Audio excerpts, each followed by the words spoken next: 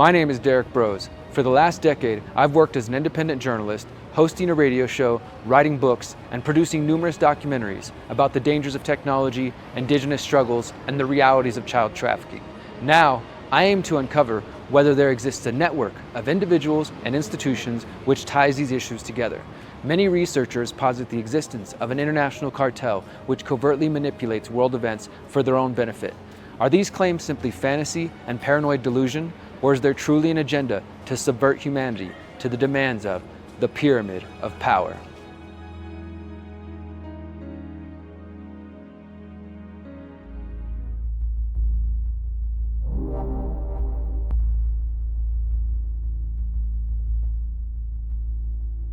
The Zionist influence.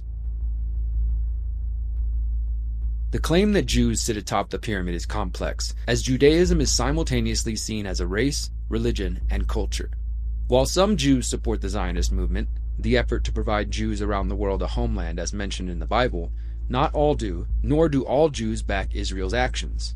To make matters more confusing, some researchers argue that so-called fake Jews are the true power at the top. While we can't explore every thread of this topic, we'll examine the historical claims of Jews running the world and how this ties into the influence of the Zionist movement and the State of Israel. As noted in Chapter 11, Israel's creation was heavily backed by the Rothschild family, who were key supporters of 19th century Zionism. In 1970, Walter Rothschild secured British support for a Jewish homeland in Palestine. The Rothschilds' role in Israel's creation and numerous major geopolitical events has led researchers like John Coleman to place them near the top of the power structure. Some researchers go further, claiming that we should not only consider the Rothschilds' massive wealth, but their Jewish heritage as vital to this investigation. While this topic may make some people uncomfortable due to the history of actual anti-Jewish sentiment, if we are going to answer the question of who is running the roundtable groups, we must take an honest look. Jews have faced persecution for centuries, with many researchers citing their expulsion from dozens of countries due to perceived political and societal influence as evidence of their power. While some sources claim Jews were expelled from 109 countries or as many as 1,000 times, a more accurate count is between 70 and 100 expulsions. Modern beliefs in a Jewish conspiracy often trace back to the protocols of the learned elders of Zion, allegedly the meeting minutes of a Jewish group plotting world control. Some believe they were written by the members of the First Zionist Congress held in Basel, Switzerland in 1897. The protocols first appear in 1903 as a series of articles in the Russian newspaper Znamya and were fully published in 1905 in Sergei Nilis's book, The Great Within the Small. The first protocol is titled Right Lies in Might and is a call for using violence and deception against the public. Quote, "Our power in the present tottering condition of all forms of power will be more invincible than any other because it will remain invisible until the moment when it has gained such strength that no cunning can any longer undermine it." Protocol 2 is called Economic War and discusses using the press to gain, quote, "the power to influence while remaining in the shade." Protocol 4 says in order to, quote, "give the Goyim no time to think and take note, their minds must be diverted towards industry and trade, so all the nations will, quote, "be swallowed up in the pursuit of gain, and in the race for it will not take note of their common foe." The protocols were originally printed in Russia before spreading to the UK and the US, where they gained support from those already blaming Jews for societal ills. Critics, however, dismissed them as just the latest in a long string of so-called anti-Semitic conspiracy theories. In 1921, journalist Philip Graves wrote an exposé for the London Times titled The Truth About the Protocols, a Literary Forgery. He discovered they were based on Maurice Joly's 1864 book, The Dialogue in Hell Between Machiavelli and Montesquieu. The book was a satire against French Emperor Napoleon III. Graves compared the two works and noticed that entire sections and phrases were lifted from Joly's book. In his third article on the protocols, he writes, quote, "The author of the protocols simply copied from the dialogues a number of passages in which Machiavelli is made to enunciate the doctrines and tactics of despotism as they were at that time practiced by Napoleon, and put them into the mouth of an imaginary Jewish elder. There can be little doubt that the forgery was perpetrated by some member of the Russian secret police." The protocols were also declared a forgery during the 1933 Bern trial in Switzerland, where two pro-Nazi men were fined for distributing anti-Jewish material. Both men were found to be guilty of breaking the law and made to pay a fine. Though their convictions were overturned on appeal, the court's witnesses declared the protocols a fake. Most studies of the protocols trace the text back to Joly's earlier satire. Despite the forgeries, some believe the protocols still contain an element of truth. In fact, Conrad Hayden, an anti-Nazi contemporary of Hitler, wrote that, quote, "Today the forgery is incontrovertibly proved, yet something infinitely significant has remained. A textbook of world domination, pure and simple. They do contain a deeper truth, but the demonstrable history of their origin shows that this truth involves not a Jewish, but a fascist world conspiracy."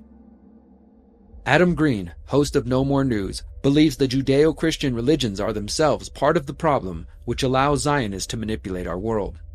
Who do I think is at the very top? I would say the most dominant religions of the last 1700 years.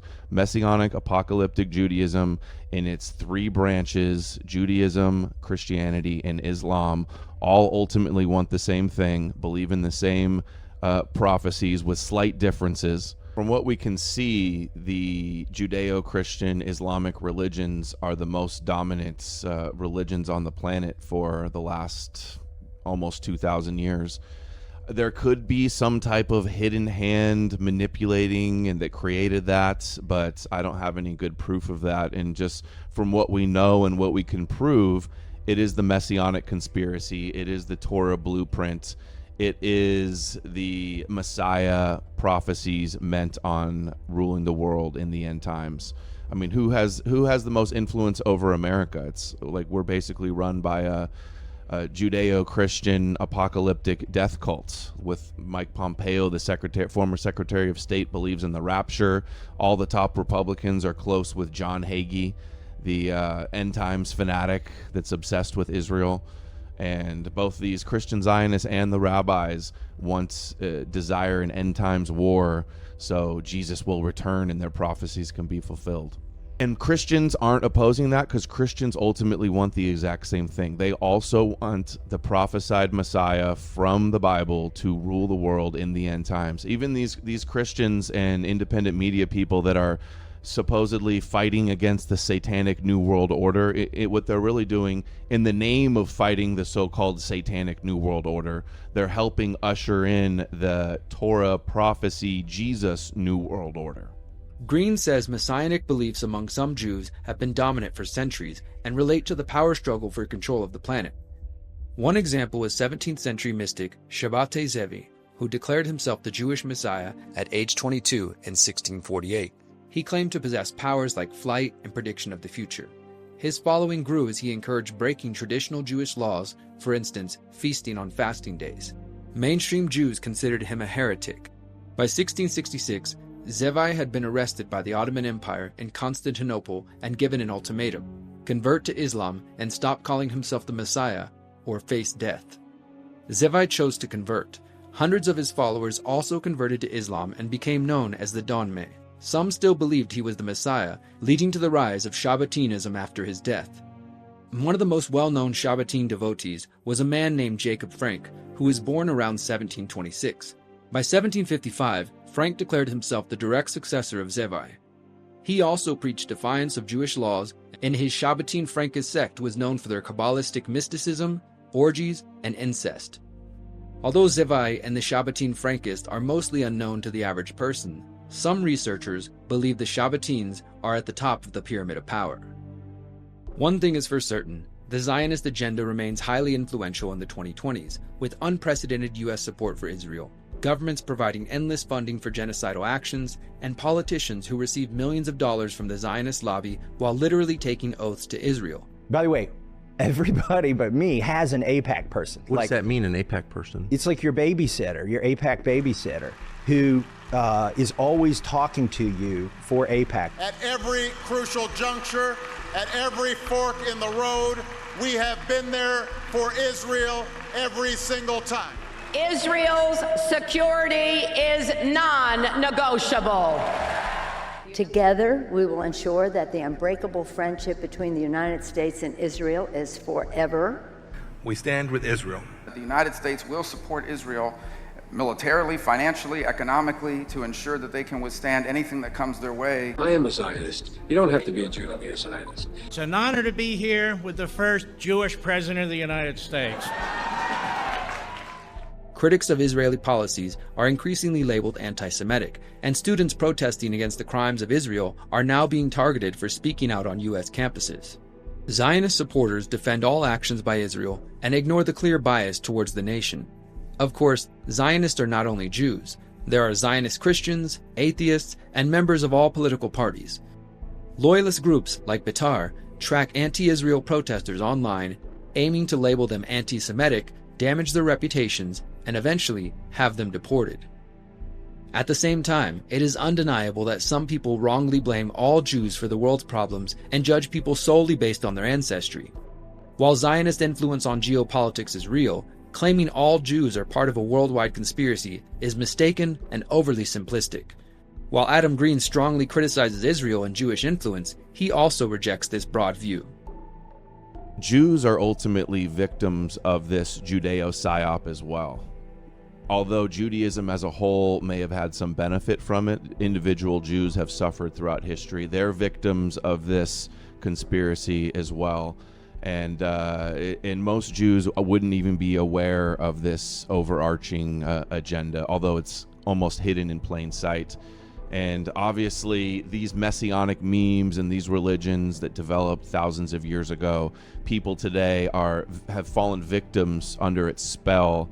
It's definitely not all Jews. It's not every Jew. It's definitely not only Jews, but it is the Jewish religion. The only people that were waiting for a Messiah and believing the Torah before Christianity and Islam were known as Jews. But these are memes that have a life of their own. It wasn't even all Jews that created Christianity. It was a subset of mystical, messianic. There wasn't a monolithic Judaism. Just like today, there was a diverse opinions and sects in Judaism. Of course, this does not mean that there are no Jews at the top of the pyramid of power. In the 16 episodes of this series, we've covered a wide range of institutions, governments, and organizations.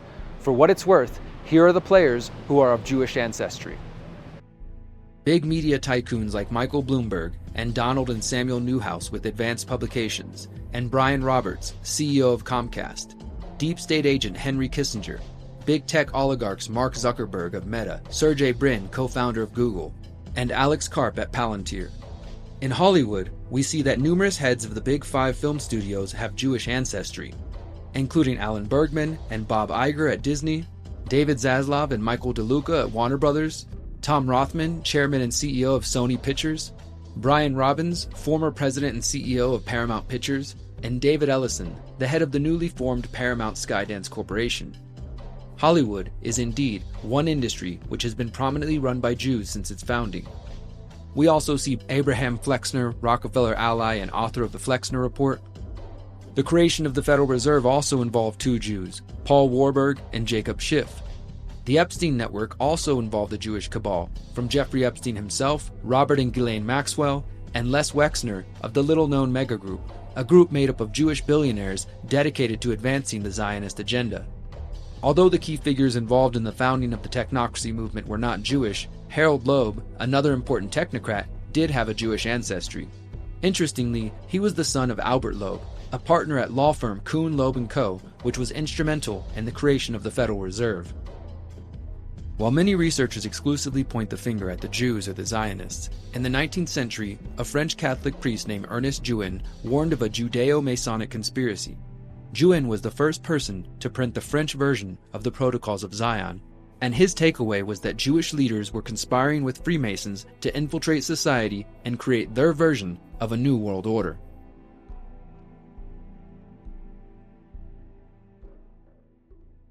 Before examining the Judeo-Masonic conspiracy claims, it's important to understand the Freemasons' influence. According to Masonic history, the modern Freemason lodges trace their origins to biblical times, but most scholars place modern Freemasonry between the 1500s and 1700s. Some link its roots to the Rosicrucian movement of the early 1600s, which claimed to offer hidden truths from ancient occult knowledge. What is certain is that the Freemasons have since become a worldwide movement with various lodges, grand lodges, and conspiracy theories surrounding their intentions. Like the Jewish people, they've been expelled from many countries due to growing influence. They attracted suspicion from monarchs, church leaders, and politicians. In the United States, the anti-Mason party emerged in the late 1820s as the public became weary of their true goals. The anti-Mason party was sparked by the disappearance of William Morgan, a Canadian bricklayer who exposed Mason secrets in his book, Illustrations of Masonry, before being abducted and murdered. A murder which many people believe involved the Freemasons. This murder inspired John Quincy Adams, America's 6th president, to publish the 1842 book, Letters on the Masonic Institution, in which he criticized the secret oaths and questioned the loyalty of the Freemasons. Much of the reason the Masons have faced opposition and expulsion relates to how many Masons have been essential in various revolutions, civil wars, and as heads of states and monarchs, including King Leopold I in Belgium, Pedro I of Brazil, Wilhelm I in Germany, Maximilian I of Mexico, Wilhelm II in the Netherlands, and George VI of the United Kingdom. During the American Revolution, at least 68 of the 200-plus founding fathers were Freemasons, including signers of the Declaration of Independence. Notable members include George Washington, a member of the Fredericksburg Lodge in Virginia, Benjamin Franklin, a member of St. John's Lodge in Philadelphia, John Hancock, a member of the Lodge of St. Andrew in Boston, and Paul Revere, infamous for his midnight ride warning of the incoming British troops, was also a member of St. Andrew's Lodge. There are also numerous U.S. presidents with membership in Masonic lodges, including Washington, James Monroe, Andrew Jackson, James Polk, James Buchanan, Andrew Johnson, James Garfield, William McKinley, Theodore Roosevelt, William Taft, Warren Harding, Franklin Roosevelt, Harry Truman, Lyndon Johnson, and Gerald Ford. As a youth, former President Bill Clinton was a member of the Masonic youth group, Order of Des Moines. The history of Freemasonry in the U.S. is prominent. There are numerous Masonic buildings and symbols in Washington, D.C. and Philadelphia. George Washington was also aware of attempts to infiltrate Masonic lodges by groups seeking to subvert the newly formed United States. In August 1798, George Washington corresponded with George W. Snyder about the book Proofs of a Conspiracy Against All Religions and Governments of Europe, written by John Robison, a Scottish physicist and member of the Royal Society of Edinburgh. Robison believed the French Revolution had been infiltrated by the Bavarian Illuminati and argued that similar forces were working within Freemason lodges around the world to overthrow governments and religions. Snyder mailed Washington a copy of Robison's book and warned him of the attempts to take over the U.S. from within. Snyder tells Washington the book, quote, gives a full account of a society of Freemasons that distinguishes itself by the name of Illuminati, whose plan is to overturn all government and all religion, even natural, and who endeavor to eradicate every idea of a supreme being. Snyder urged Washington to prevent this horrid plan from corrupting the brethren of the English Lodge, which Washington was said to preside over. Washington responded by noting that he had, quote, heard much of the nefarious and dangerous plan of the Illuminati, but was not familiar with the book. He also clarified that he wasn't leading any Masonic lodges and claimed he had only visited one a couple of times in the last 30 years. He added that he didn't believe the United States lodges were, quote, contaminated with the principles ascribed to the Society of the Illuminati. However, after several exchanges, on October 24, 1798, Washington stated that he had come to believe American lodges were indeed being infiltrated. Quote, it was not my intention to doubt that the doctrines of the Illuminati and the principles of Jacobinism had not spread in the United States. On the contrary, no one is more fully satisfied of this fact than I am. Following Washington's death, a copy of Proofs of a Conspiracy was found in his library. Robison's book focuses on the influence of the Bavarian Illuminati and the Society of Jesus, also known as the Jesuits. Robison writes that, quote, the Jesuits took a more active hand in Freemasonry than ever. They ingrained themselves into the English lodges and, quote, at this time changes were made in some of the Masonic symbols, particularly in the tracing of the lodge, which bear evident marks of Jesuit interference. We will explore the Jesuits and the Illuminati shortly. Freemason influence was also evident in the United States annexation of Hawaii. A 13-member group known as the Citizens Committee of Public Safety, or simply the Committee of Safety, planned the operation. On January 17, 1893, they carried out a coup against the Hawaiian Kingdom. The Queen ordered her troops to surrender.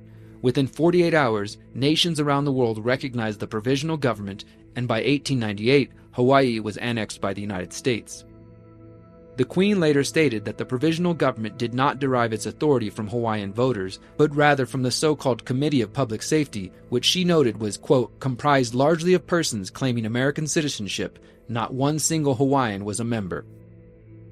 Several key members of the conspiracy were Freemasons. Henry E. Cooper, chairman of the committee, was already a Freemason in San Diego before becoming a Master Mason with the 22nd Hawaiian Lodge in 1894 and later became a Sovereign Grand Inspector General. Co-conspirator Andrew Brown was a prominent member of the Hawaiian Lodge No. 21. John McCandless, a businessman in mining and banking, was also a known member of the Freemasons and the director of the Bank of Hawaii.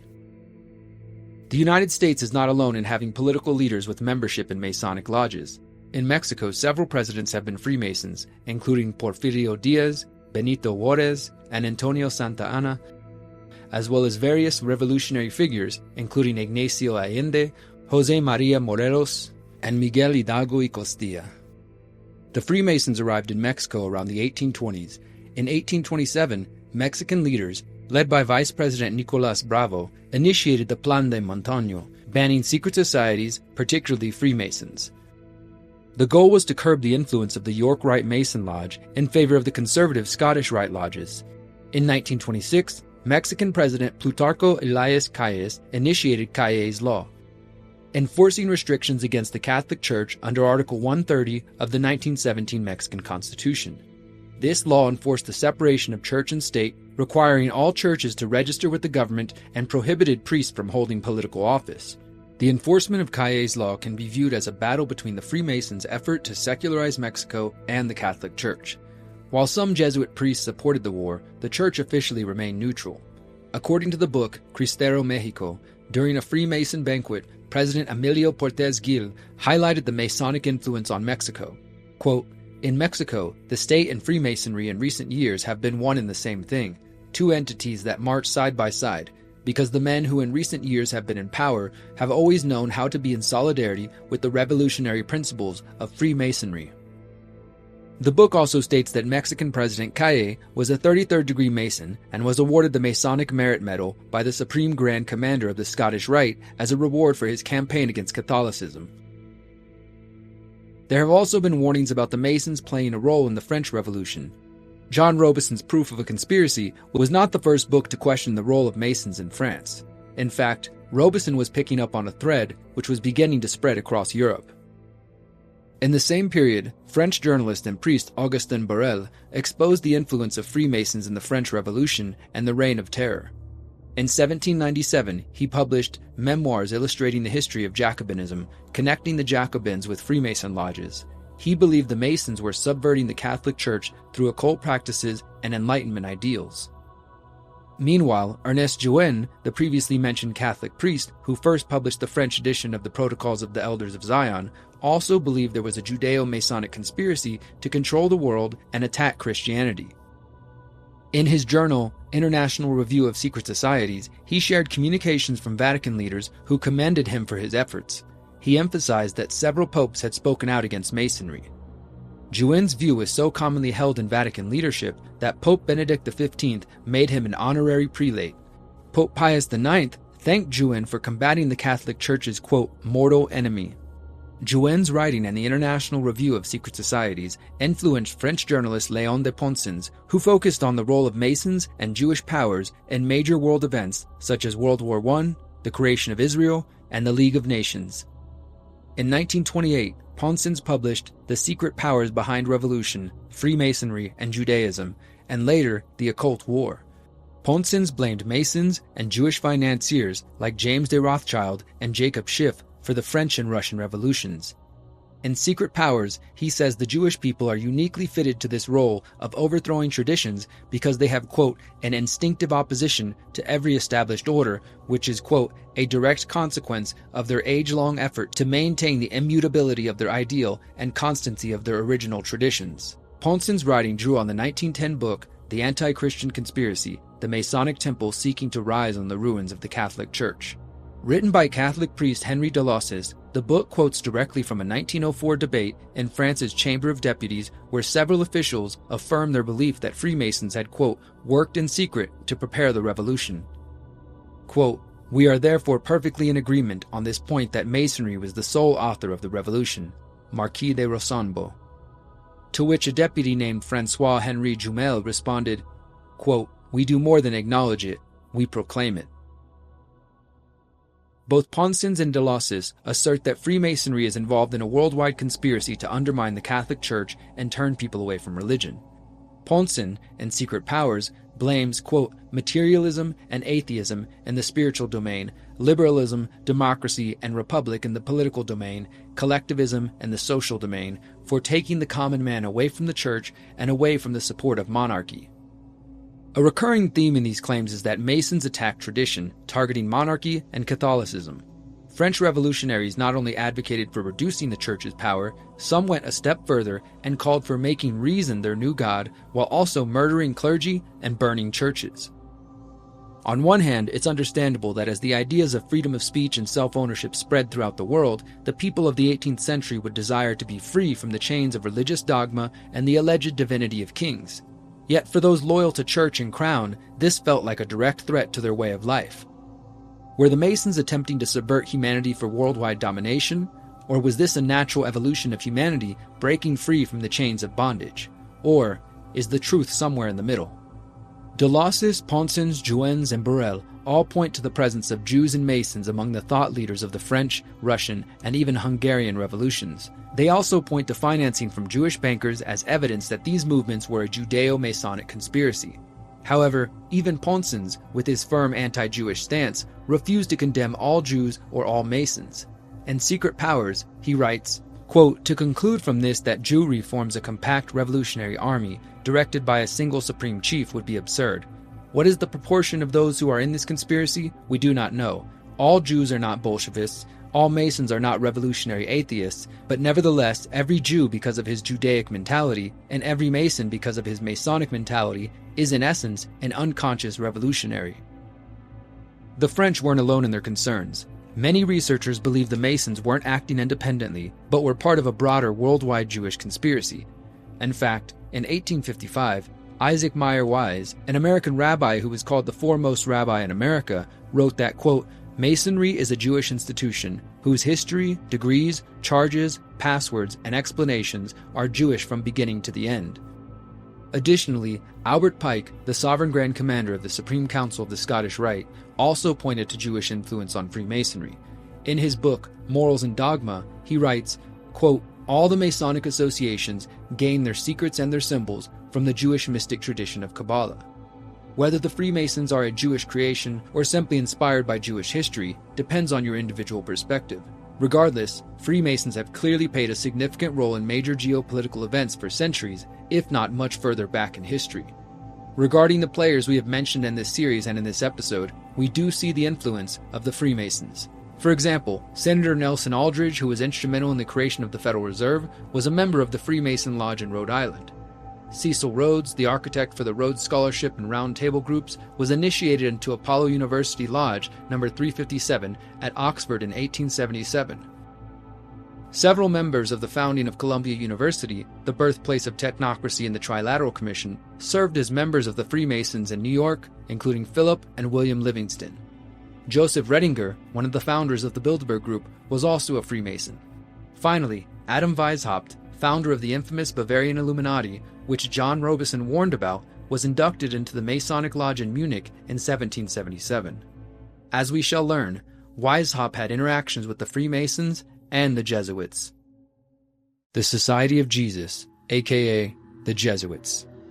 The Jesuits began as a small group of University of Paris students who took vows of poverty and chastity. They formed a religious order called the Company, later known as the Society of Jesus. In 1537, they went to Italy to seek approval from the Pope, and by 1540, Pope Paul III allowed them to become ordained as priests, establish colleges, hold seminars, and recruit for the Catholic Church. The group chose Ignatius of Loyola, or Saint Ignatius, to be their first superior general of the order. Ignatius was a Spanish Catholic priest and former soldier who spent 10 years in the Spanish military. It was this military experience which saw him treat the Jesuits as a military order as much as a religious one. During the Counter-Reformation, the Jesuits were tasked with promoting Catholicism and pushing back on the growth of the Protestants. By the 1545 Council of Trent, they were spreading the church's message to colonies and building schools and churches to expand their fledgling movement. Over the next 200 years, monarchs, governments, and Freemasons became suspicious of the Jesuits and their influence, fearing that the church's power and autonomy threatened emerging ideals of liberty and free thought. The Jesuits were expelled from the Portuguese Empire in 1759, then from France, Malta, Naples, Sicily, Spain, Austria, and Hungary. Pope Clement XIV suppressed the order in all Catholic territories in 1773. His death shortly afterwards has been believed by some to have been a Jesuit poisoning, although he was 71 years old at the time of his death. Alexander I banned the Jesuits from Imperial Russia in 1820, and Switzerland's 1848 constitution barred them from government and church roles. Despite the attempts at suppressing the Jesuits, their message spread throughout China, Russia, Prussia, and the United States. By the early 19th century, fears of the Jesuits led to the publishing of essays and books discussing their alleged secret plans for world domination. In 1835, Samuel B. Morse, the American inventor of Morse code, published Foreign Conspiracy Against the Liberties of the United States, accusing the Jesuits of secretly plotting to subvert the American experiment. According to Morse, the Jesuits were acting on behalf of the Vatican and the St. Leopold Foundation, also known as the Leopoldine Society. The St. Leopold Foundation was formed in Vienna, Austria, in 1829 to support Catholic missions in the U.S. Morse believed the Austrian monarchy was secretly involved in this effort. A decade after Morse's book, Jacobo Leon, a former novitiate of the Jesuits, published the book The Jesuit Conspiracy, The Secret Plan of the Order. Leon told the story of how he joined the Jesuits at the age of 19 in 1824. He said he met with the Jesuit rector who told him to give a confession of his sins from his entire life. From there, he was accepted into the order. Leon claimed that in September of that year, he was living as a Jesuit novitiate at Chieri and decided to walk in the garden. He went to ask the father for permission when he found the Jesuit library. As Leon began exploring the books, he discovered a second row of books hidden behind the first, and a third behind the second.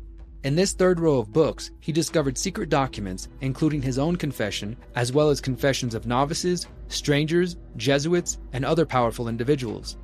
While reading the documents, Leon heard someone approaching and took cover. He overheard 8 to 10 senior Jesuits discussing secret oaths and plans for world domination. He took notes on what he heard and later left the order before becoming a vocal critic of the Jesuits.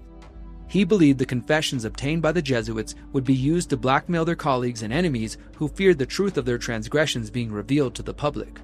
Leon briefly mentions the moneta secreta, or the secret monitor, an alleged secret Jesuit plan for world domination which first appeared in Polish in 1612 under the name de moneta privata. Though often considered a debunked forgery by a former Jesuit, some believe it contains real instructions from Claudio Acquaviva, the Society's 5th general. The Moneta Secreta shows up in 1883 when Edwin Allen Sherman publishes his book, Engineer Corps of Hell. In this book, Sherman relays a story of how in August 1870 he was working at the ancient and accepted Scottish Rite of Freemasonry Lodge in San Francisco, California, when a stranger showed up. This older man told a story of working with the Archaeological Society of France, traveling through Peru, Bolivia, and Chile, and eventually discovering an old Spanish adobe house that was occupied by the local indigenous population. The old man would stay at this home from time to time as he traveled and worked on his studies. One night, while preparing to write, the man found a package under his bed. Inside, he discovered the secret manual of instructions for Jesuit ceremonies, printed in Latin with the seal and the signatures of the general and the secretary of the order at Rome. The man quickly copied the book from Latin to French and placed the package back where he found it before leaving the next day. When he returned a week later, he was told that a bishop and his servant returned in, quote, great trepidation and anxiety, looking for the package. The wandering Mason eventually printed the book in Spanish and distributed it to his Masonic brethren in Spanish America. He claimed his life was under threat and that he needed to leave before he was murdered. In the end, he was stabbed and shot while making his escape. The traveling Mason reportedly asked Sherman to print the documents so it could be a valuable weapon in the hands of the Masonic fraternity. Sherman claimed his documents were the same secret monitor of the Jesuits from the 1600s. Whether or not that is true is unknown. Sherman's book claims to reveal secret Jesuit oaths. According to the documents, Jesuits are tasked with sowing jealousy and hatred between communities, creating revolutions and infiltrating influential sectors like banking, law, education, and government. He says their goal is to gain the trust of key figures in society to further their agenda. When they finally take the secret oath, the aspiring Jesuit has a dagger to his heart as he states, quote, "I do now renounce and disown any allegiance as due to any heretical king, prince, or state, named Protestants or liberals, or obedience to any of their laws, magistrates, or officers." The alleged secret oath calls on the Jesuits to promise to, quote, "make and wage relentless war, to exterminate Protestants and liberals from the face of the earth, and not to spare anyone regardless of their age, sex, or condition." The Jesuit states that they will, quote, "hang, burn, waste, boil, flay, strangle, and bury alive these infamous heretics, rip up the stomachs and wombs of their women, and crush their infants' heads against the walls, in order to annihilate forever their inexorable race." Finally, the Jesuit initiate acknowledges that should they fail to do as they're told, their fellow soldiers of the militia of the Pope will cut off their hands and feet, cut their throat from ear to ear, cut open their belly, and pour sulfur in the wound. It should be noted that the version of the secret instructions in Sherman's book are different from the available printings of the alleged original Moneta Secreta. Nevertheless, the rumors of the Moneta Secreta contribute to theories of secret plots by the Jesuits. For their part, Jesuit researchers have attempted to debunk the stories surrounding the Moneta Secreta. According to Thomas J. Campbell, a Jesuit historian, and his book, The Jesuits 1534 to 1921, some believers in the Moneta claim it was discovered in the secret archives of the Society at Padua, Italy. He says the use of the term Moneta Secreta was a clever imitation of an official Jesuit document known as the Moneta Generalia. Finally, Campbell and other Jesuit historians claim the anonymous document was traced to Jerome Zahorowski, a Jesuit priest who had been dismissed from the society for disciplinary matters in 1613. Campbell says he became disgruntled after failing a theology exam which prevented him from taking the fourth vow of the Jesuits. Zahorowski was reportedly charged by the Inquisition for the forgery. After initially denying his role, he is alleged to have confessed to being the author while on his deathbed. However, in the book Moneta Proveta, the critical edition of the Latin and Polish text, published in June 2025, researchers say there is no direct proof linking the authorship of the Moneta to Zahorowski. Instead, the authors of that study push back on the idea that the Moneta was simply a product of the internal Jesuit discord, and instead believe the publishing of the document was, quote, part of a broader, calculated anti-Jesuit campaign that resonated across Catholic and Protestant territories across Europe, likely connected to Venetian circles in Italy who opposed the Jesuits. We will be taking a look at the power of the Venetian nobility shortly. The Jesuits have been blamed for a number of important geopolitical events. Edwin Sherman dedicated his book The Engineer Corps of Hell to Charles Chiniquy, a Canadian activist and former Catholic priest who was a vocal critic of the Jesuits as well. In 1886, only 3 years after Sherman's book, Chiniquy published his autobiography, 50 Years in the Church of Rome, detailing what he saw as pagan influence in Catholicism. He warned the Vatican was attempting to flood the U.S. with Catholic immigrants from Ireland, Germany, and France. Chiniquy claimed the Vatican and the Jesuits were involved with the murder of U.S. President Abraham Lincoln. The two men knew each other after Lincoln defended Chiniquy in a libel lawsuit. That much can be proven with historical records. However, what is less certain is whether or not Lincoln feared the Jesuits were a threat to his life, as Chiniquy would later claim in his autobiography. Determining whether the Jesuits and the Vatican are part of a worldwide conspiracy is challenging. Supporters of this theory argue that the Jesuit superior general, sometimes known as the Black Pope or the Grey Pope, is the top of the pyramid. For certain, the Vatican has been involved in numerous atrocities, including covering up child abuse and funding the Nazis and helping them escape. The Jesuits have also educated many individuals through their universities around the world, including the United States, the UK, Argentina, Austria, Brazil, Canada, India, Indonesia, and even China. While not every graduate of a Jesuit university is a Jesuit or even Catholic, these graduates have gone on to hold influential and powerful positions in banking, military, intelligence, and governments, leading many people to question their role in the pyramid. This includes former CIA directors John Tenet, Leon Panetta, and John Brennan. Even U.S. President Donald Trump spent 2 years at Fordham University, a Jesuit institution.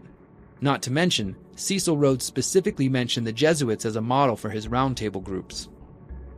As far as the evidence of them being at the top of the pyramid, we have two separate accounts of individuals claiming to have gained access to secret documents detailing the plans of the Jesuits. Of course, the Society of Jesus has denied any connection to these secret documents and oaths, and says they are simply signs of anti-Catholic sentiment. The Jesuits and Freemason connection. When examining the history of the Jesuits and the Masons, it becomes clear that both groups often accuse each other of plotting world domination. For example, Augustin Borel, author of the book Memoirs Illustrating the History of Jacobinism, was a Jesuit priest. Ernest Juin, the outspoken critic of Masonry, was a Catholic priest. And Leon de Ponsens, the author of The Secret Powers Behind Revolution, Freemasonry and Judaism, was a Catholic journalist who worked closely with the Vatican. Meanwhile, Edwin Allen Sherman, author of Engineer Corps of Hell, was Grand Registrar of the Grand Consistory of the 32nd degree of the ancient and accepted Scottish Rite of Freemasonry in California, and Secretary of the Masonic Veteran Association of the Pacific Coast. Quite simply, none of these accounts are without bias. One way to view this rivalry is that as Enlightenment ideas spread in the 18th century, the Catholic Church and the Jesuits grew concerned about the ideological threats to their religion, and in response, promoted anti-Masonic conspiracies. Meanwhile, the Freemasons wanted to see an end of rule by monarchy and superstition, so they spread anti-Jesuit theories in hopes of reducing support for the Church. Another theory suggests the Jesuits infiltrated the Masons to insert symbols and myths linked to the Knights Templar. The idea came from Nicolas Bonneville, a French journalist, Jacobin, printer, and political figure active during the French Revolution. He later befriended American revolutionary Thomas Paine when he printed Paine's own essay on Freemasonry. In 1788, Bonneville published 2 books on his theories of a Jesuit infiltration of Masonry, titled The Jesuits Expelled from Masonry and Dagger Shattered by the Masons. He argued they inserted the 4 Templar vows into high-level degree Masonic lodges and hid coded messages in Masonic texts. He claimed a Jesuit master key could unlock the hidden meaning under very common words. Some believe the Jesuit-Mason conflict is a distraction, claiming Jewish financiers are truly behind it all. These researchers cite the French Rothschilds' loan to the Vatican as evidence of Jewish manipulation of the Catholic Church. Adam Green thinks this debate misses a more important point. A lot of conspiracy researchers like to focus on secret societies, Freemasons, Sabbateans, supposed Khazar conspiracies, but I see the Judeo-Yahweh messianic memes as the conspiracy that all of those are rooted in. The Freemasons, Sabbateans, both just manifestations of Judaism. I think the greatest conspiracy is hidden in plain sight. It's the greatest book ever printed, greatest book ever sold. It's the Bible. Everybody has it on their shelf, and the conspiracy and the blueprint. Green may be correct. Perhaps the debates surrounding the Jesuits, the Masons, and even the Zionist Jews are missing the bigger point. Maybe there's an even more secretive group behind them which has been manipulating the world from atop of the pyramid of power for centuries. Nicolas Bonneville, the French revolutionary, may have been working for this secretive group. In 1787, he met Johann Bode in Paris and joined the Bavarian Illuminati. Bode was Illuminati founder Adam Weishaupt's second-in-command. Bonneville's apparent history with the Illuminati was discussed extensively in the book Fire in the Minds of Men, Origins of the Revolutionary Faith, written by James Billington, the 13th Librarian of Congress under President Ronald Reagan. Billington says the modern revolutionary tradition, which began in France, grew out of occult Freemasonry. He said these ideas originated from Pythagorean mysticism and that the men behind the revolutionary fervor were greatly inspired by Bavarian Illuminism. So was the Illuminati the true force behind the accusations that the Jesuits had infiltrated the Freemasons? Is the Illuminati yet another name for the Jewish financiers? As we shall see, the history remains uncertain. The Illuminati. Thousands of books and podcasts have examined the Bavarian Illuminati, from its founding by Adam Weishaupt in 1776 to speculations and conspiracy theories about its continued existence. We're going to take a brief look at both the history and the speculation to see if perhaps the infamous Illuminati are the ones sitting atop the pyramid of power, influencing the Rhodes Roundtable groups, the Jesuits, Masons, and Zionists for the last 250 years. By now, the story of the founding of the Illuminati is well known.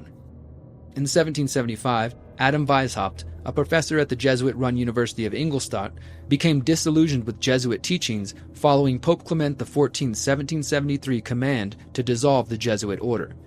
Weishaupt grew to disdain the Jesuits and sought to create his own group based on the degrees of Masonry, which would spread reason and Enlightenment thinking. On May 1, 1776, Weishaupt's group was formed under the name of the Covenant of Perfectibility, or the Perfectibilists. The group took the Owl of Minerva as their symbol to represent wisdom. They also used historical aliases for their members, with Weishaupt becoming known as Spartacus. Weishaupt was admitted to the Freemason Lodge of the Rite of Strict Observance in February 1777. He came to believe that the Mason lodges would be key to spreading the secret mission of the Perfectibilists. By April 1778, the group became known as the Order of the Illuminati and began recruiting among the professionals of the day, including church officials, academics, doctors, and lawyers. The Illuminati spread across Germany, having some success in joining and taking over lodges as well as starting their own. However, due to internal divisions within the Illuminati and increasing pressure from the Catholic Church, the Illuminati, Freemasonry, and other secret societies were banned by an edict of Charles Theodore, Elector of Bavaria in 1784. The group was banned multiple times in the following years, as many believed that they had not disbanded and continued their secret mission to overthrow monarchy and religion.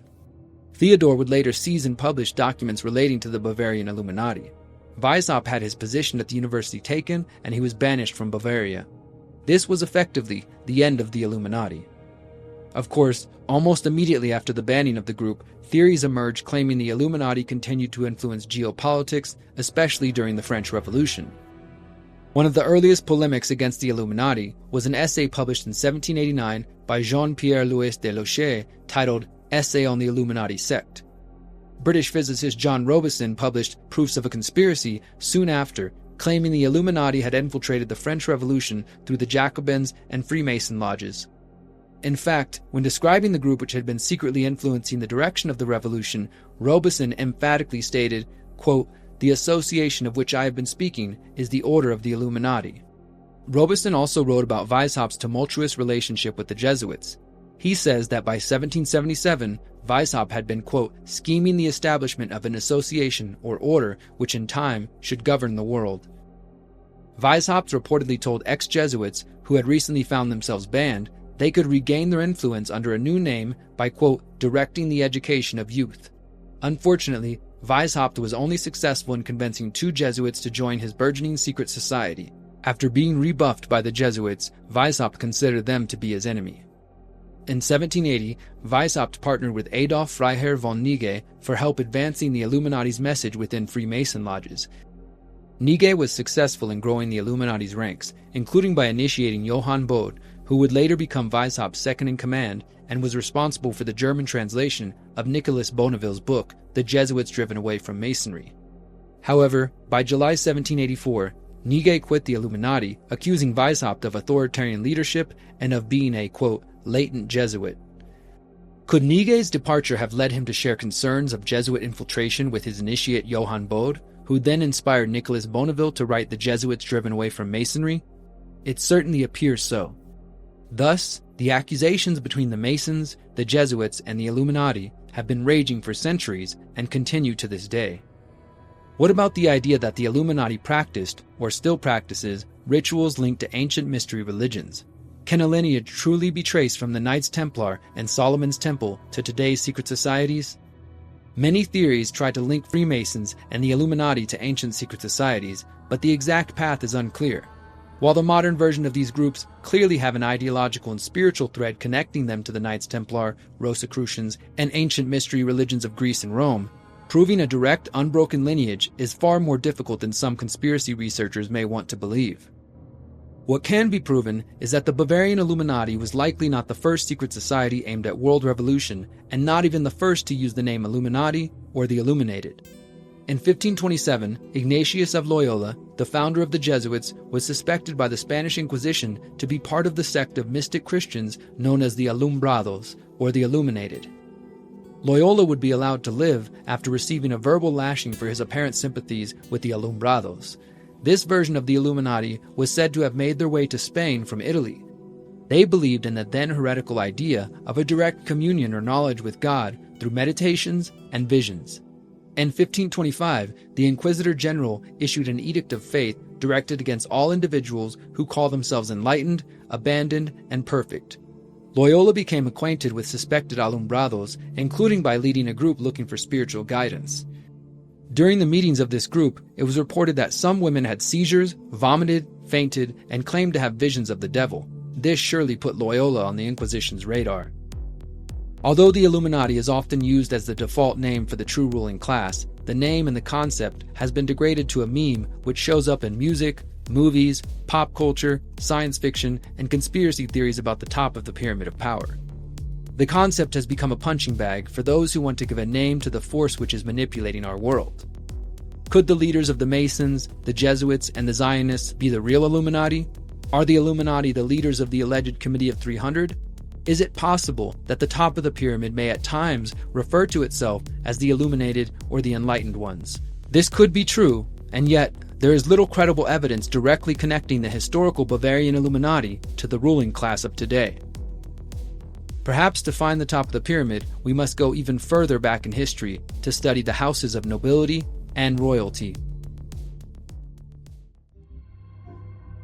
The Venetian Black Nobility. The Venetian Black Nobility, or simply the Black Nobility, was briefly discussed by John Coleman in his work on the Committee of 300. Coleman writes, quote, "America is run not by 60 families, but by 300 families, and England is run by 100 families. These families are intertwined through marriage, companies, banks, and not to mention ties to the Black Nobility, Freemasonry, the Order of St. John of Jerusalem, and so on." Coleman makes several other references to this ancient Black Nobility throughout his book. He also names the families he believes makes up this power structure. Before we name names, let's dive into the history of the concept of the Black Nobility. The term Black Nobility originated in September 1870 when the Kingdom of Italy's army marched into Rome to overthrow Pope Pius IX and take control of the Quirinal Palace. Pope Pius declared himself a prisoner in the Vatican, where he remained for the next 59 years. Aristocratic families who supported the Pope closed their palace doors in protest, garnering them the nickname the Black Nobility by those loyal to King Victor Emmanuel II. By 1929, the Lateran Pacts would be signed between the King, Benito Mussolini, and Pope Pius. The treaty had the effect of recognizing Vatican City as an independent sovereign state controlled by the Holy See and provided for dual citizenship for the Black Nobility in Italy and Vatican City. The Kingdom of Italy also agreed to recognize all noble titles granted by the Pope.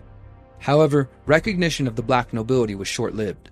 By 1968, Pope Paul VI issued a document abolishing the perks and advantages granted to the Black Nobility. This included stripping the noble families of their Vatican City license plates and discounted rates on food. According to the mainstream history, this was effectively the end of the power and influence of the Black Nobility. The concept of Venetian nobility dates back centuries. Powerful Italian noble families such as the Colonna, Massimo, Orsini, Ruspoli, Pallavicini, Theodoli,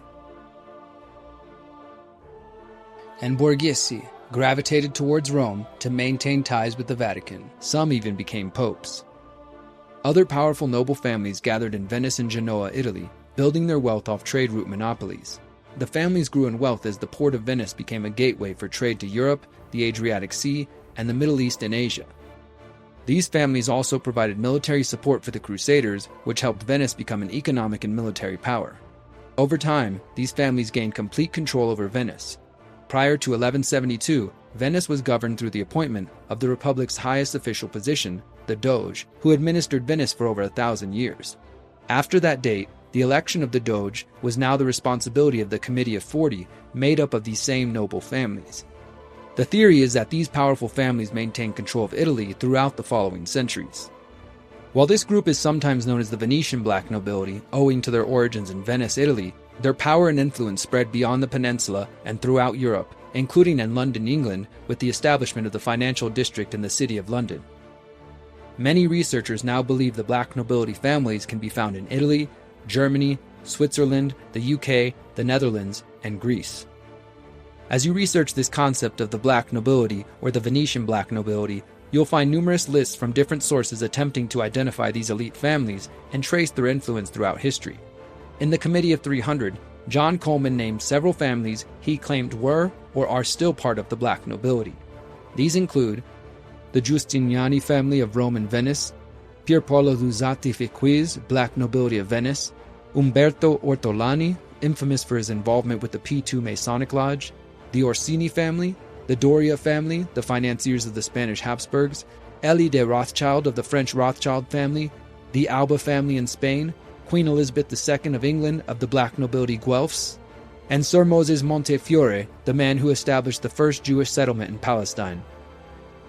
Other lists claiming to be the current families of the black nobility commonly include the Italian houses of Medici and Corsini, the Swedish house of Bernadotte, the House of Bourbon, originating in France with monarchs currently in Spain and Luxembourg, the House of Grimaldi, the ruling family of Monaco, the House of Guelph in the UK, which connects to the House of Windsor, the current monarchs of the UK, via the House of Hanover, the House of Habsburg in Austria, the House of Oldenburg in Denmark, and formerly in Greece and Norway, and the House of Orange-Nassau in the Netherlands, among others.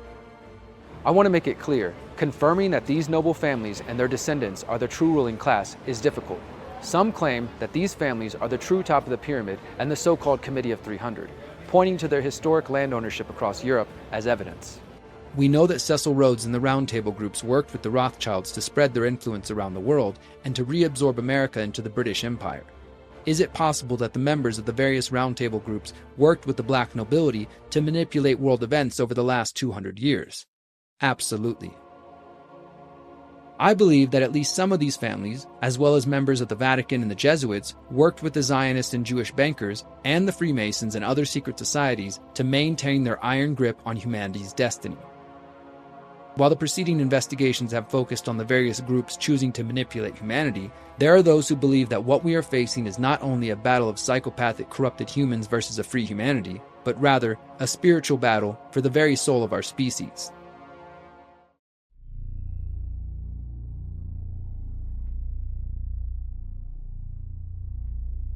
Occult researcher Mark Passio is a former member of the Church of Satan who claims to have learned the hidden goals of a worldwide movement of Satanists and what he calls dark occultists. Passio spent time as a member and gained insights into the ways in which these dark occultists operate.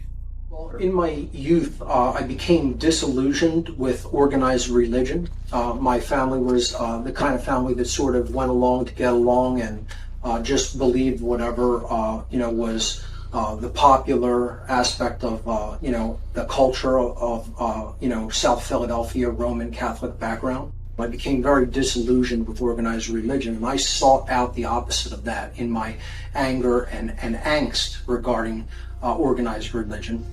And I encountered the work of Anton LaVey, then the high priest of the Church of Satan. And I basically devoured all of the material regarding formal Satanism in the LaVeyan style. And after doing that, I became a rank and file member of the Church of Satan, joined that organization, and subsequently I started a band that espoused the satanic ideology. And I wrote for small music fanzines, as they were called in the 80s and 90s, on the topic of LaVeyan Satanism. LaVey himself became aware of some of my work. LaVey himself offered me a priesthood in the Church of Satan and offered me to head what is known as a grotto. That's their equivalent of covens in the Philadelphia area. I did accept the appointment of priesthood and became a regular priest in the Church of Satan, which is their ranking just above regular membership. And I declined the grotto leadership because I saw Satanism and dark occultism in general back then as something that was just purely individualistic. After that, my involvement became a little bit deeper because I was given some people and organizations that did have their own grottos in my tri-state area, and I attended some of the gatherings and rituals of those local grottos. that is when I became fully aware that Satanism and occultism, dark occultism in general, was not what I had previously believed it to be, which was just a way to psychologically get a leg up, so to speak, on your fellow man by holding knowledge that they lack and then exploiting that ignorance as a power differential. This is the sign of the horns, a curse sign, the 2 fingers extended. When it's the pox sign, that's 3 fingers extended. A pox on you? A pox on you. During the Middle Ages, this was used. But instead, this was something that was wide scale in our world, in our culture, and it was being used by these eclectic varieties of groups of people and networks to seize power, to infiltrate all of our institutional organizations. And when I realized that every institution, there were people in positions of high levels of power that were involved in Satanism and the dark occult, seeing this in person at some of these rituals that I attended, I realized there was much more to this than met the eye, and these people were working together to ultimately bring about the enslavement of human beings. Upon realizing that, that's when I ceased my involvement and started to blow the whistle on how this all worked. It is this group whom Passio believes are at the top of the pyramid of power. From my perspective, the pyramid of control culminates in the human domain with who I have referred to in my work as the dark occultists of the world. And I would segment that into 2 groups. The lower end of it are Satanists. The higher end of it I refer to as dark Luciferians. Those who truly have the knowledge of natural law in hand, reject it out of their own pure egotism and selfishness, want to become God, and they want to do that by getting other people to build their compartmentalized system of human slavery for them, do the dirty work, bloody their hands, which these dark Luciferians will not do themselves. They just issue the commands and pay people. That's who runs things from the perspective of the human domain. I have my own beliefs regarding it going into the spiritual slash non-terrestrial slash extra-dimensional domain. However, substantiating that is somewhat more difficult, so that's conjectural. I would say it does pass off into the spiritual extra-dimensional realm, and that ultimately even these people at the highest levels of the human domain of power are taking marching orders from others, and they are puppets. The otherworldly influence. Conspiracy researcher David Icke has referred to the ruling class at the top of the pyramid as the global cult. Regarding who he thinks is running this cult, he is most well known for his statements in the late 1990s claiming that shape-shifting reptilians are at the top. The reptilian entities possess their hybrid stooges, and the secret society network within this reality manipulates the stooges and their gophers and agents into the positions of power. Icke has alternatively referred to these reptilians as archons and Anunnaki. In his 1999 book, The Biggest Secret, the book that will change the world, Icke writes, quote, "Putting together the mass of evidence, views, research, and opinions that I have read or heard almost daily these past years, I feel the Anunnaki are a race from a reptile genetic stream." He points to statements in the Bible and other historical accounts of serpents and snakes as evidence of this reptilian race interacting with humanity. In 2024, I asked David Icke if he still stands by these statements and asked him to elaborate on his thesis. When you have a perception, the perception dictates your behavior. So where does the perception come from? It comes from your state of consciousness. Your state of consciousness dictates your perception, which then dictates your behavior. And if you look at religions and one of the common themes, it is that there is a non-human, highly negative, psychopathic force. I've heard these common themes all over the world of a highly negative force, which I say is a state of inverted consciousness that is manipulating human society. So if we start at the top of this pyramid, it's that state of consciousness. It's inverted, it's chaotic, it's psychopathic. But it works through endless different levels of what you might call form. So it will work through form that will take a reptilian form and other non-human forms. And the levels I'm talking about up to this point are all outside of human sight. And to really grasp what is happening, we've really got to understand the illusory nature of the reality that we're experiencing. And for me, every child should be taught at the first earliest time they can grasp it, this simple fact that when you look through your eyes into any space, you're not seeing everything in that space. You're seeing a tiny band of frequency called visible light, which is all that we can see. And the entities, the consciousness that I'm talking about that's behind all this is in that realm outside of visible light. Though people say to me, well, why can't we see them then? Because you can virtually see nothing, mate. That's why. And then you have to have a means by which this consciousness and these entities operating outside the human frequency band can manipulate the human world. And this is where this global cult comes in. The consciousness is the top of the pyramid. And everything in any kind of form, whether it's a more etheric form like the entities outside of human sight, whether it's a dense physical form like those within human sight, they're all possessed, yes, dictated to in their perceptions and thus their behavior, thus their lack of empathy, their lack of compassion. They're all expressions of this consciousness.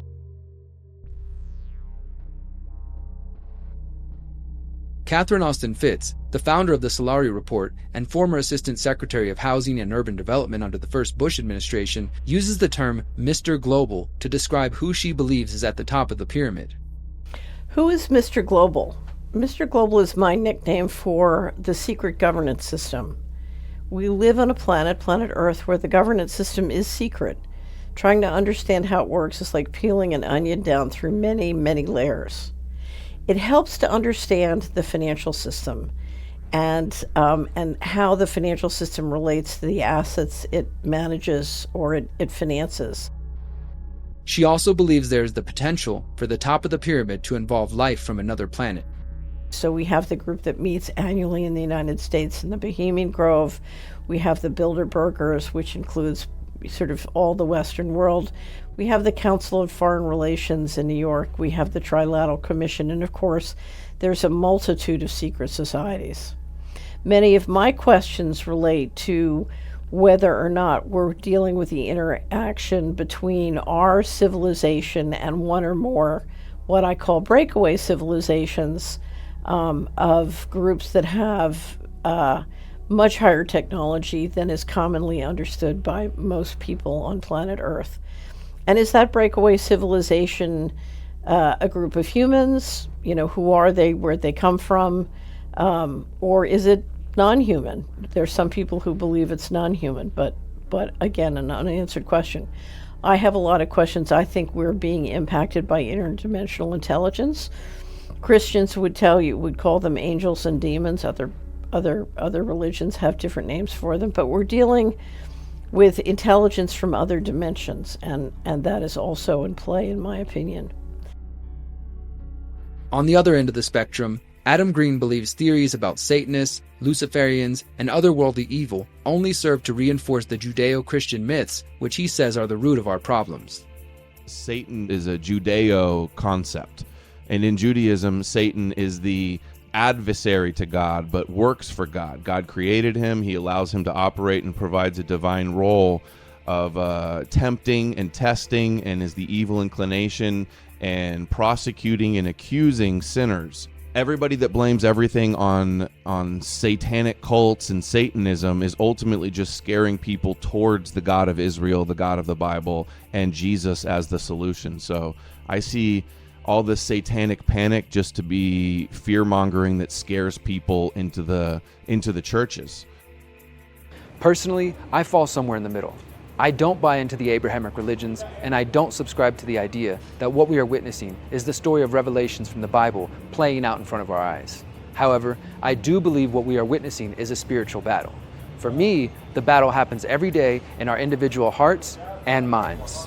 When an individual is consumed by their trauma, their fear, their insecurities and doubts, the predator class is winning. When we are incapable of overcoming our personal traumas and we look to external sources to help us, whether that be drugs, alcohol, sex, gambling, or government, we are outsourcing the important self-work that must be done for humanity to rise above our challenges. This is a spiritual battle for the soul of humanity, and it's up to each of us to do the necessary work so we may be an example to our fellow brothers and sisters in their own journeys to healing. By healing ourselves, we contribute to the collective healing of humanity, and through that, we can topple the pyramid of power.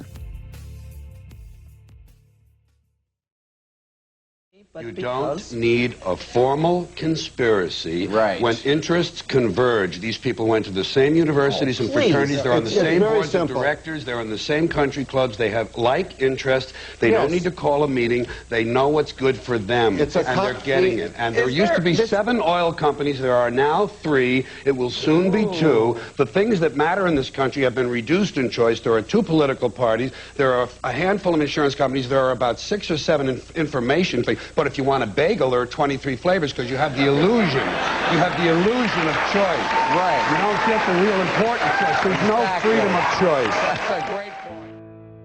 While some of the researchers we have interviewed feel strongly that there is one single group or organization to point to, others believe that the truth is a bit more complex.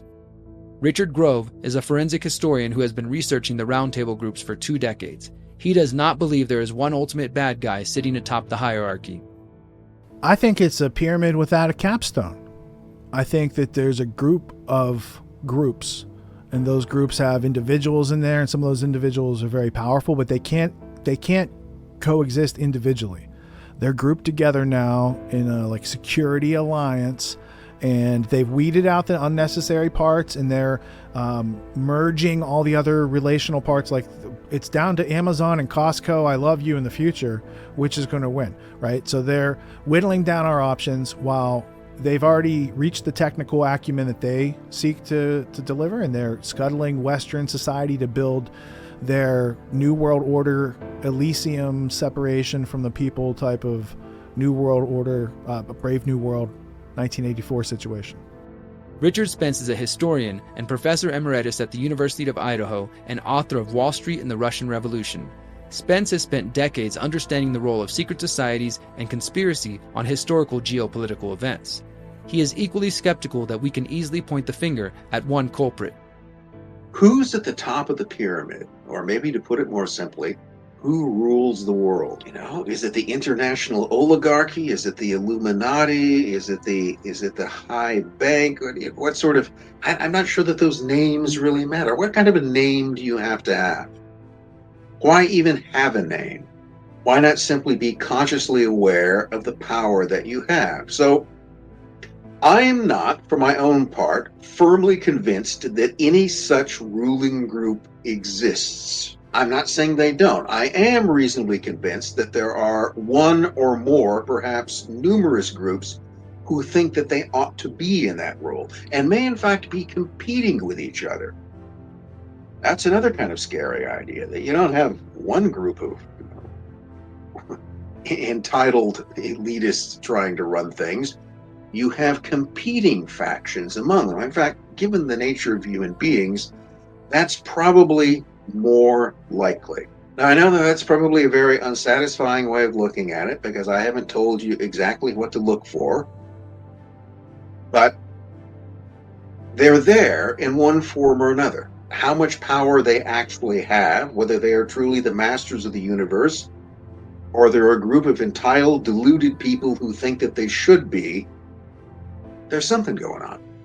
G. Edward Griffin, author of The Creature from Jekyll Island and a researcher of the pyramid since the 1950s, believes it is not a person at the top of the pyramid, but rather an ideology. It really boils down to two things. The world is and has for a long time been in the grips of a war between an ideology called collectivism, and the opposite is individualism. And all of these things that we're trying to choose between, communism, fascism, Nazism, etc., they are variants, merely variants of this thing called collectivism. I don't care what gender or how much money the person makes. I don't care about any of that. Are they collectivists or are they individualists? So now we have to learn what that means. And so I think it's so important, by the way, that I've devoted the last several years of my life trying to clarify this issue. I think that people fall for the trickery of this argument of collectivism versus individualism, mainly because there are collectivists who are definitely trying to make sure that they do get confused. All the greatest crimes of the world are committed supposedly for your behalf. You have to do all the things that the government wants you to do. Why? Because it's for your best interest, the greater good of the greater number.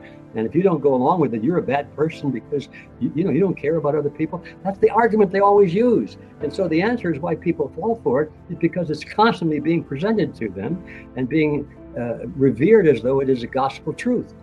But once you see the light, once you understand it, then of course the trick doesn't work anymore. Once you know what the magician is doing and distract you while he takes the pea from one hand and puts it in the other one, once you see it, then you're finally out of the woods.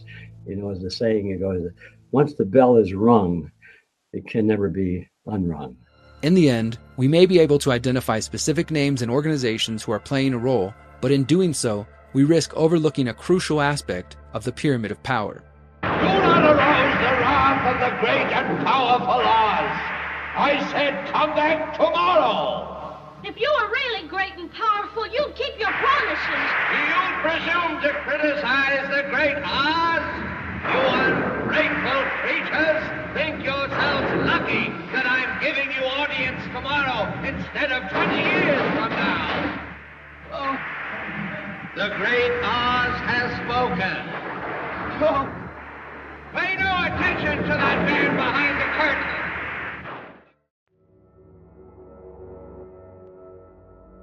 While our attention has been trained on the external forces which attempt to control the destiny of humanity, we ought not forget the importance of personal responsibility. Yes, the intelligence agencies have the power to indoctrinate and spy on our most personal secrets. And when they work with the corporate media apparatus and the controlled mainstream alternative media, they absolutely can shape our perception of reality. No one can deny the dangers posed by Big Pharma and the medical cartel, or the toxicity of big agriculture and their pesticides. We can't ignore the very real influence of the foundations and the harm caused by the pedo class. However, we can take action in our own lives which lead to more personal and collective sovereignty. So who are the ultimate shadowy figures, the final boss in the hierarchy of evil? I don't exactly know, and I don't exactly care. Yeah, there absolutely are organizations and individuals who've been viewing and treating the rest of us like livestock for a very long time. But even the most powerful people in the world, even the nastiest people in the world, they're still only symptoms of the real problem. They're not the cause of it. And as long as we, the people, believe that government is legitimate and necessary, the worst people in the world will always be first in line to exploit that belief for their own benefit. Whether you're talking about banking establishments funding both sides of every war, or secret organizations of nasty psychos constantly playing their divide and conquer games, or down to the politicians who are just each playing the game to see how much they can enrich and empower themselves out of it, and the left and right both totally do that, all the way down to just some sadistic moron with a badge on his own little power trip. All of that entire game, all of that is the inevitable result of the belief in political authority, the idea that we actually need rulers, that's legitimate. So who's the ultimate cause of this? In one way, we are. We the people. When we think and act like obedient subjects, empowering and enriching the people who claim the right to rule us and going along with whatever they say, of course, nasty psychopaths are going to be there to jump into the role of slave master. But we're still their power supply. Without us enabling all of that and paying for it with taxes and with obedience, even the most despicable psychopaths in the world wouldn't have any power at all. Are you a patriotic American? Yes, sir. Eager to do your part? Yes, sir. Then there's something important you can do. Oh, boy, I'll do it. Shall I tell you what it is? Yes, what is it? Tell me. Your income tax. Income tax? Yes, and it's your privilege. Not just your duty, but your privilege to help your government by paying your tax and paying it promptly. Your country is at war. This bitter earth.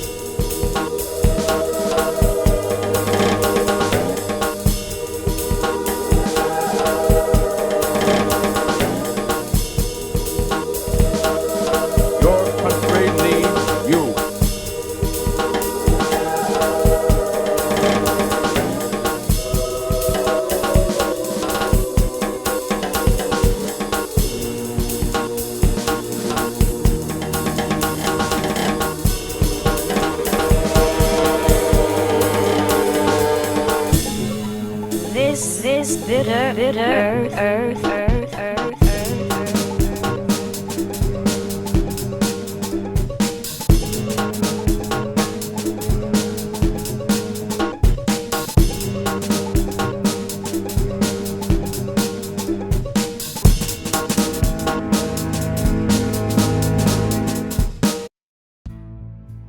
Researcher James Corbett believes we are asking the wrong question. The question, who is at the top of the pyramid, is the wrong question, because I don't think that this is about individuals. Of course, there are individuals in positions of power, and we could look at many ways of identifying them. David Rothkopf, who was the head of Kissinger and Associates for many years, and a very important member of the global cabal, wrote back in 2007 about the superclass, which he identified as 6,000 people who were able to act transnationally and be able to basically enact any agenda across national boundaries. They weren't necessarily people in government, they were people in corporations or finance or international positions, and he thought this was a great thing. Yes, there is a superclass that exists that does have that kind of power, but it is not the people that are really the top of the pyramid. What is at the top of the pyramid fundamentally is an ideology. It is the ideology of centralization of control in the hands of a few powerful people. And once we frame the question in the proper way, rather than who is at the top of the pyramid, what is at the top of the pyramid, I think we can arrive at a better answer for how to solve this problem. Because if the question is who is at the top of the pyramid, and we identify the individual names of the individual people who are in certain positions of power, then the obvious logic of the situation is, well, we get rid of those people. So we get rid of those people and everything will be better because the top of the pyramid has been removed. But in reality, as I think everyone understands, if you removed those particular individuals from their particular positions of power, there would be 1 million people trying to jump into those positions as quickly as possible to take that power for themselves because they believe in centralized authority. They believe in the idea that a few people should be ruling over, managing, stewarding over the masses. So fundamentally, what we're against is that idea. And if we can delegitimize that idea in the minds of the people, then it does not matter who is sitting in those positions of power, because power will not exist, will not function in a society where people do not recognize the legitimacy of that power. This series has been focused on understanding whether there exists an international cartel which covertly manipulates the world for their own benefit. Well, after spending 5 years producing 16 mini-documentaries and thousands of hours of research, I'm confident a network of intelligence agencies, secret societies, NGOs, think tanks, world leaders, Zionists and technocrats secretly conspire to achieve goals which conflict with the interests of most people. As we've shown throughout this series, the forces behind the Pyramid of Power are fundamentally anti-human, pushing a eugenicist agenda that likely spans centuries, if not millennia. The question then is, what can we actually do to counter this agenda? So I think the good news message of the Pyramid of Power is so many people are discovering that there is a Pyramid of Power. And once people realize that government is illegitimate, immoral, illogical, and is being run as a criminal enterprise, they're open to alternatives, and the #1 fastest growing political movement in the United States and in the world appears to be voluntarism, or the idea that all relations between human beings must be voluntary, that nobody has rights that other people don't, that nobody has an exemption from morality, especially the government, and that the world is really a self-organizing system, and that everything the government does would be done better, faster, and cheaper by the free market, by mutual aid societies, by armed protective service providers, by dispute resolution companies, by insurance companies, nonprofits, and genuine charities, and that we simply don't need government. And at the Art of Liberty Foundation, we call that the one-way revolution, because once most people realize that you don't really need government and that the government has been running unethically manipulative techniques to get people's obedience and fealty and adoration, well, most people don't like to be tricked, they don't like to be chumped, and they're out. And that's a revolution that's only going in one direction. I've said it in every episode of the Pyramid of Power. The people are the answer. This isn't abstract or utopian. Our actions, or inaction, will directly shape the world we leave for future generations. I don't believe our problems can be solved through politics or voting. The machine is simply too vast and controlled for a real evolution of humanity to come from the ballot box. It's true. We are aliens. But what are you going to do about it? It's a two-party system. You have to vote for one of us. He's right. This is a two-party system. That doesn't mean it's hopeless. It means we must wake up, grow up, and stop playing the games placed before us by the predator class. Rather than focus on national politics, we should invest our energy into building local freedom communities in our neighborhoods, towns, and cities. Decentralized strategies like freedom cells offer a path forward. By organizing locally, we can focus our efforts on building local food systems in the form of community gardens, urban farms, and permaculture-based communities. We can unplug from big tech apps, operating systems, phones, and laptops. We can support each other as we opt out of the growing technocratic control grid. I call this approach exit and build. Instead of trying to reform broken, corrupt systems, we focus on creating the ones we want. It's like the idea of voting with your dollar, but applied to all areas of your life. If you oppose harmful food systems, for example, you opt out and support local farmers or buy from ethical producers that align with your values. In addition to avoiding big tech and mainstream food systems, you can also reject the financial control grid by using cash and alternative currencies. Refuse facial recognition at airports, stadiums, and on your devices. Take a stand against digital ID systems, which are rapidly advancing. These actions are vital for the preservation of liberty. Opting out is important, but it's only part of the solution. We must also build parallel systems that challenge the dominant culture.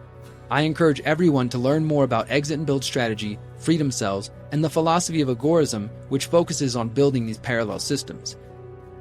Visit thepyramidofpower.net and check out the Solutions tab for a refresher on the ideas shared in this series. It's also important to clarify that opting out and building parallel systems doesn't mean running from the New World Order. We should still resist tyranny whenever possible. During COVID-1984, massive protests showed people they weren't alone and sometimes helped overturn oppressive policies. Of course, in many places the protests did not stop the march of tyranny. Nevertheless, as we exit and build, we must also raise our voices against policies that hinder our vision of a free world. Resist the rise of the police state wherever and however you safely can. The solution is the same no matter who is ultimately in control of that structure of power. The solution is to say no to evil, the lost word, the word of all power. We must get comfortable saying no to tyrants and set an example for future generations. If we don't, we should not be surprised if authoritarianism rises and freedom dies. We are the last defense for a free humanity. If this series has helped you understand the world better, spread the word. Download it, buy our DVDs, and share it on USB drives. The information war is still raging, and you are the only hope to awaken new hearts and minds. If there you are as one person looking at this huge authoritarian monstrosity that's been around for ages and it basically has unlimited money and resources and power, of course you're going to feel hopeless and powerless. But it isn't just you against that big, huge thing. The victims of authoritarianism always vastly outnumber the perpetrators. The game doesn't work any other way. And that's why the control freaks are constantly trying to pit us against each other. Men versus women, black versus white, rich versus poor, dividing people by religions or nationalities or anything they can think of. Anything they can find to keep us fearing and hating each other.